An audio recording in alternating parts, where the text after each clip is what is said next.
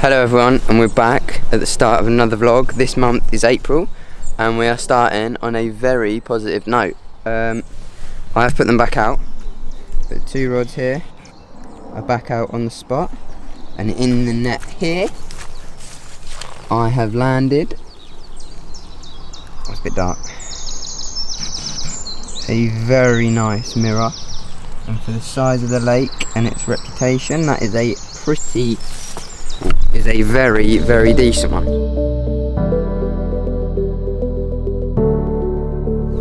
Still recording, happy days. I am on low battery because I've forgotten to bring a battery, which is brilliant. But yeah, keep you updated.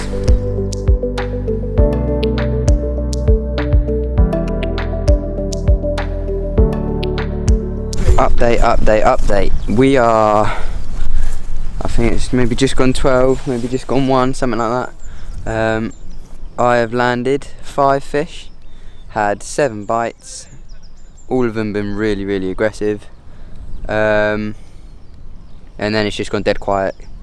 Cal's not had much, I've not had much for ages, had a couple of liners, but that is it. I've been doing the same stuff, but I think they've just moved out the area. I've been chasing a fish on the surface with a ball of maggots and a bit of bread for maybe the past half an hour, fluttering down straight in front of him, doesn't want to know, swimming round, but if they don't want it we can't force them. So I'm going to reel the rods in now, put them back out, fresh hook baits, fresh bit of bait over the top, and see what happens.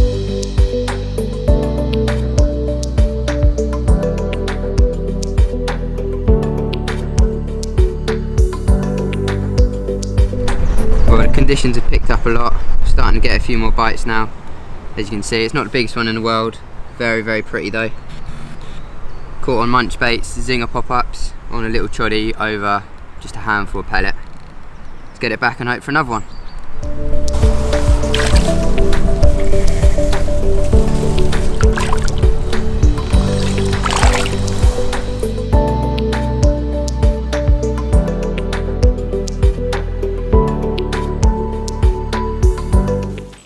Hello everyone, welcome to this little section of the video today.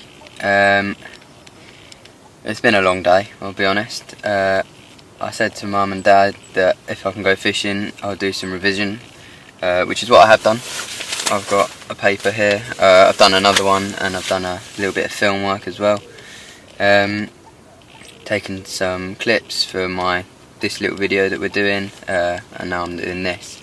On the fishing front now, I've had one bite midway through playing it and it fell off. That's the way it goes. And then I had a drop back on my left hand rod and I missed it. And that's all that's happened. There is a couple of lads, a couple of blokes on here today. One of them's just gone home, he's just packed up. Mind you, he's not caught anything since this morning. There's another couple of blokes who are casting right over into what I'd argue is actually my water, but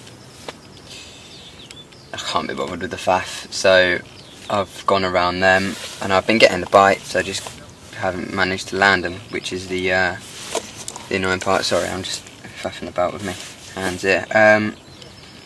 But yeah, I started off with Ronnie rigs, didn't really work. I then went on to a zig, red zig screw, a little bit of black foam. Then I went on to a little solid bag, little munch baits, citrus nut wafter, inside some cream with some cream seed pellet, and that was the thing that got me the bite. Unfortunately it fell off, but yeah. Then I had the other bite on a Ronnie rig, little zinger pop up. So yellow's kind of doing the do at the minute, but yeah, no bites as of yet. It's getting on now actually. It's 2:30 now. I'm going to be collecting in about an hour. I would have liked it a little bit later, but it's just how it goes. But yeah, we'll keep you updated.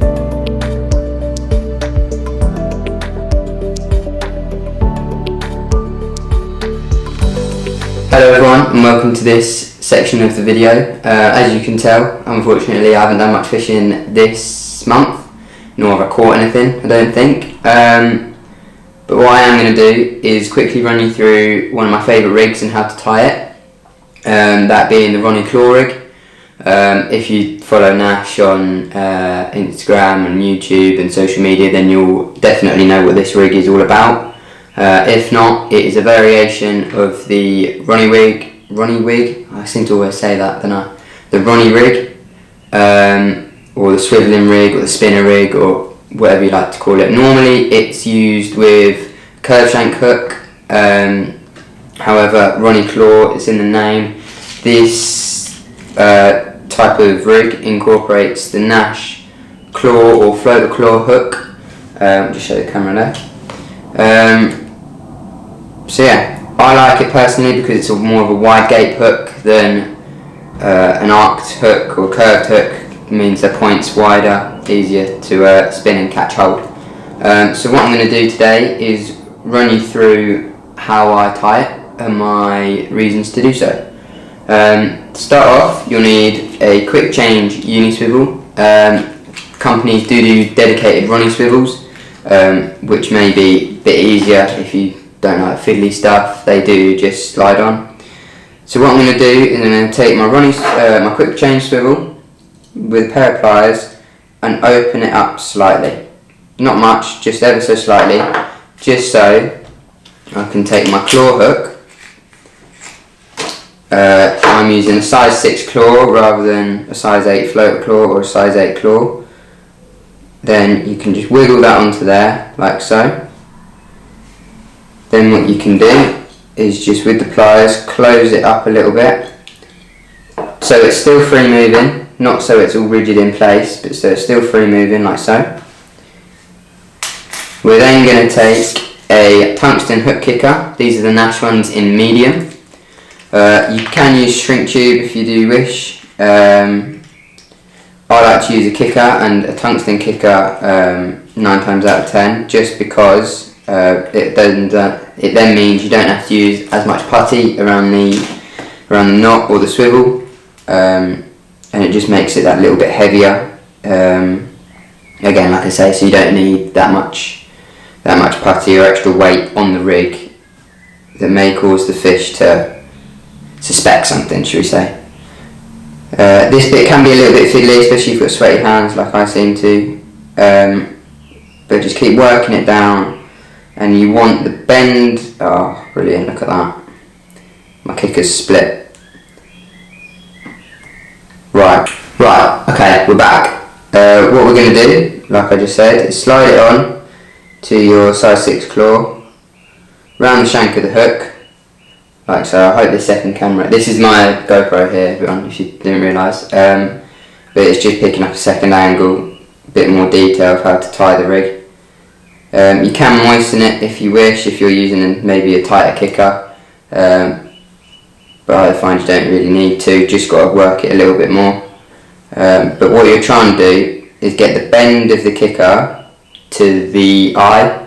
That means it kicks off at the right angle, therefore the hook's set in the right position with a little bend. Nothing too bad, but like you can see there, perfect angle on the claw, and like you say, that then spins, that can spin freely, happy days.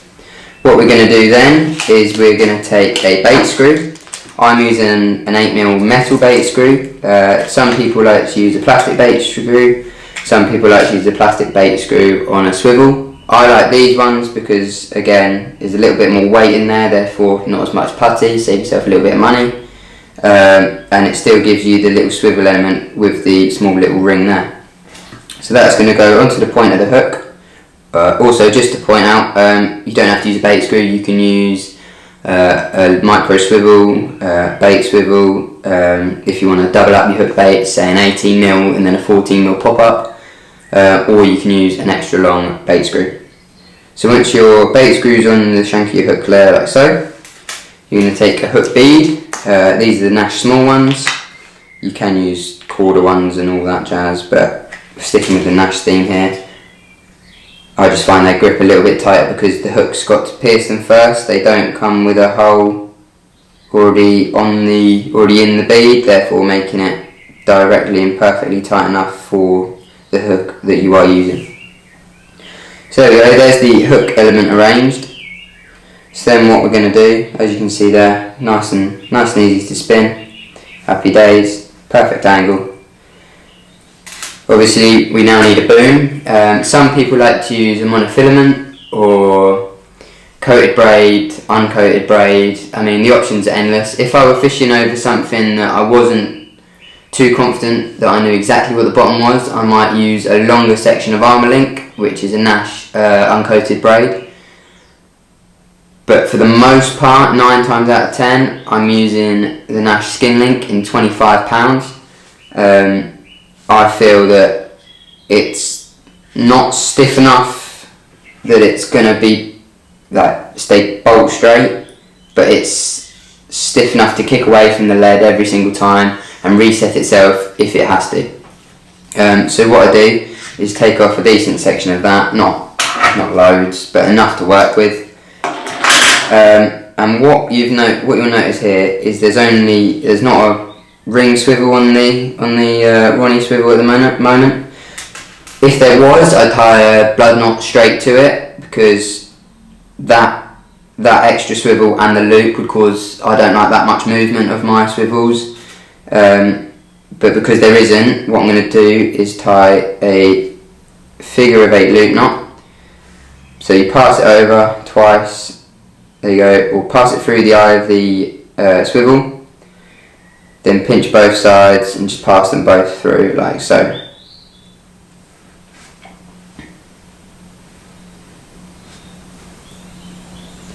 I'm going to do a double one here, actually, thinking about it, just for the extra security, and then you just pass that the second tag end through. It can be a little bit fiddly, as you can tell, but after a little bit of practice it does get a lot easier. And with every knot, moisten it down before, either with lake water or saliva. Then I don't want too much of a loop, so what I am going to do is kind of shuffle it down, if you like, so it's not too big, not too small, the right size. You're looking at maybe 3-4 mil, nothing huge. But once you've got a rough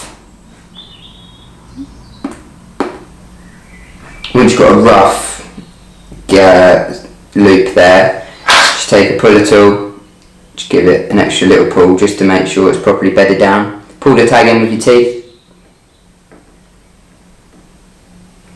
Give it a couple of good lunges like that, because ultimately if it's going to snap, it's going to snap on a lunge. Happy days. Just trim the tag end, like so, and then just using your fingers and thumbs, open it out a little bit, not too much, and there you have it. There, that can move back and forwards on there like so.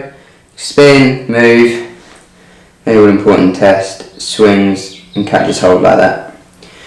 In the other end of your skin link, what I'm going to do is I'm going to tie a double figure of 8 loop knot again, but much bigger than this one, because this is also going to act as my quick change element to change to my lead clip or my helicopter, but 9 times out of 10 it will be a lead clip system. Just easy, change the lead size. You can use many rigs with it, slip D's, Ronnie claws, etc, etc. Same again, moisten it down, put it tight, again with a knot puller. Be careful not to hook yourself this time, because you are dealing with the opposite ends. If you pull, you might hook yourself. Anyone who's familiar with the Ronnie rig or swivel rig, you are very much aware that you can change the hook very, very easily. It's just a simple case of sliding the kicker off, looping, unclipping it from the swivel, adding a new hook on, new kicker, etc, etc. But I'm using, like I say, a size 6 barbless claw. So yeah, that will sit upright like that on the lake bed. Normally I do it maybe a little bit longer, but just for demonstration purposes it's like that. This loop to loop is also my anti-tangle properties. I loop to loop that onto my lead clip, like I said. to then doubled up £25, so technically £50. As you can see there, it always just wants to kick out anyway, like that. But I'm going to slightly touch on hook baits. As you can see here, the three main hook baits from the specials range at Munch Baits. We've got the Zinger, the Sweet Shop, and the Dirty Squid. Unfortunately, I don't have the liquid on me today. But 9 times out of 10, it would be these two that I'm using. The Sweet Shop obviously is a bright white bait, Zinger, bright yellow, and then with the juice added on top, makes them even brighter, even sweeter, even more zangy, I was going to say, but even more powerful, that's the word. However, 9 times out of 10, I do opt for the Sweet Shop. It's a white bait, I just don't think you can go wrong with it. In 14mm, boosted, I really don't think you can go wrong. And being a bait screw on the end, really simple. Twist that on there like so, and there you go. That is then ready to go out into the lake and be presented absolutely perfectly. Every single time that will fall down like that. And because I've used a size 6 hook, a size 6 thicker hook than a floater claw maybe, and a tungsten kicker, I will not need that much putty. I haven't added any to this because I do believe this will present itself perfectly, but you may need to add some putty just for your own peace of mind maybe. But I would, if I were to add any, I'd add it around the knot here, just because it then gives the putty something to bed to rather than just on the coated section. Therefore it won't be sliding up the hook link on the cast or anything. It will all be bedded down nice on the little knot there. So yeah, there's the finished rig. Another point to add, I would steam this over a kettle or give it a proper good pull, give it a bit of heat just to make that a little bit straighter, because where you can see it's come off the spool has got a little bit of a curl to it.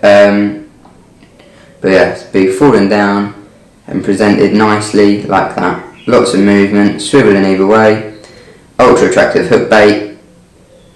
I just don't think you can get any better than that. So thanks again guys for watching this episode of the vlog. Again, sorry there was not much fish or fishing content. I've got exams coming up, forgetting to film, getting carried away with fishing, you know the score.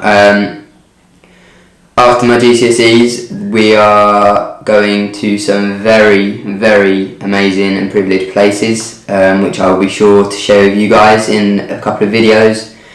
If I do a couple of sessions before my exams, I'll make sure to document them, maybe on just the GoPro rather than my A7 as well. But yeah, we'll see what happens. Thanks again guys for watching, I really do appreciate it, and I'll see you again in the next one.